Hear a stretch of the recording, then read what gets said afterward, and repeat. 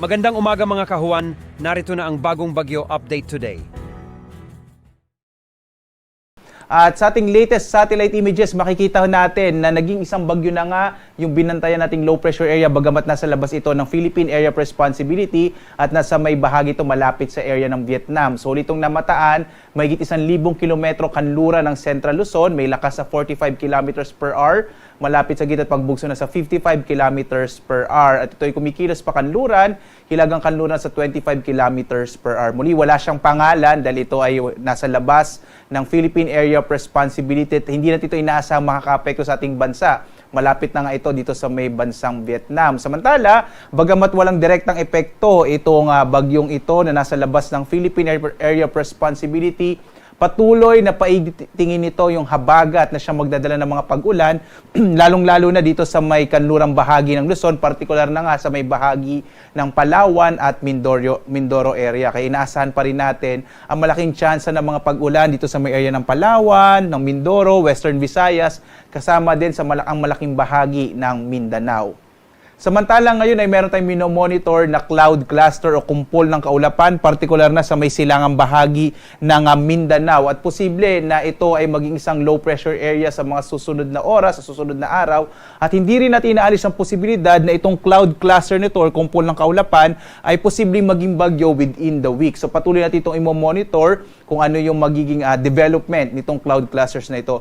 Bagamat sa ngayon, hindi pa natin masabi kung ito ay magiging bagyo, ay inaasahan pa rin natin na lalapit itong cloud clusters na ito sa Visayas at sa Mindanao. Kaya posible, simula bukas at Miyerkules, malaki pa rin siya sa magtutuloy-tuloy yung mga pag-ulan, partikular na sa may bahagi ng Visayas, Mindanao, kasama din yung area ng Southern Luzon. Kaya sa mga kababayan natin, dito sa may area ng Southern Luzon, Visayas at Mindanao, asahan natin this week, malaki yung tsansa na magiging maulan yung panahon natin sa paglapit nga nitong cloud clusters na ito na posibleng maging LPA at hindi tinalis din yung posibilidad na maging bagyo.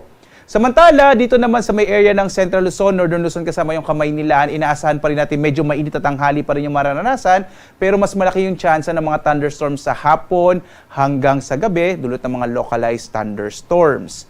Dito nga sa Luzon, narito ang ating inaasahang panahon para sa araw na ito. For today, malaki pa rin yung tsansa ng mga pag-ulan, partikular na sa may Occidental Mindoro, dulot nga ito nitong hanging habagat o southwest monsoon na pinaigting ng bagyo na nasa labas ng Philippine Area of Responsibility. Samantala sa nalabing bahagi naman ng Luzon, patuloy na makararanas ng mainit na temperatura pero posible pa rin yung mga pag-ulan sa hapon hanggang sa gabi. Posible din yung mga early morning rain showers kasi yan yung isa sa mga katangian din ng habagat. Agwat nga na temperatura natin sa Lawag na sa 25 to 33 degrees Celsius, sa Baguio 17 to 25 degrees Celsius, sa bahagi ng Tuguegarao 26 to 35 degrees Celsius, dito naman sa Kamaynilaan nasa 26 to 32 degrees Celsius, sa Tagaytay naman nasa 23 to 31 degrees Celsius, habang sa area ng Bicol, partikular na sa Legazpi City, 26 to 32 degrees Celsius. Dumako tayo sa Palawan, Visayas at Mindanao. Dito nga sa Palawan, inaasahan din natin ang maulap na kalangitan na may mga pag-ulan, dulot ng hanging habagat, yung agwat ng temperatura sa Kalayaan Islands, 24 to 30 degrees Celsius, sa Puerto Princesa naman, 25 to 30 degrees Celsius. Excuse me, magiging maulan din dito sa may bahagi ng Western Visayas habang ang nilalabing bahagi ng Kabisayaan ay makararanas ng mga isolated rain showers and thunderstorms. Agwat ng temperatura natin sa Iloilo, 25 to 31 degrees Celsius. Sa Cebu naman, 25 to 32 degrees Celsius at sa Tacloban, 25 to 32 degrees Celsius.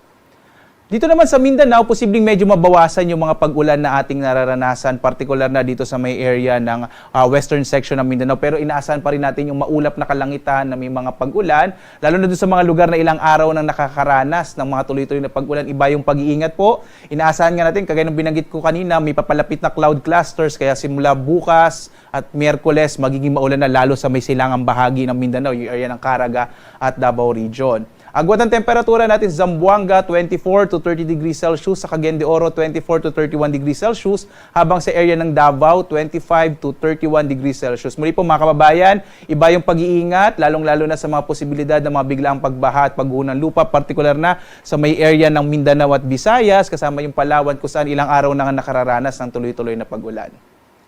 At narito ang ating kalagayan sa ating mga baybay dagat. Inaasahan naman natin na bagamat wala tayong gale warning, so posible naman maglayag yung mga sasakyang pandagat natin, yung area ng kanlurang bahagi ng Visayas, ng Southern Luzon at Mindanao, katamtaman hanggang sa magiging maalon yung karagatan. Kaya iba yung pag-iingat pa rin, lalong-lalo na sa maliliit na mga sasakyang pandagat.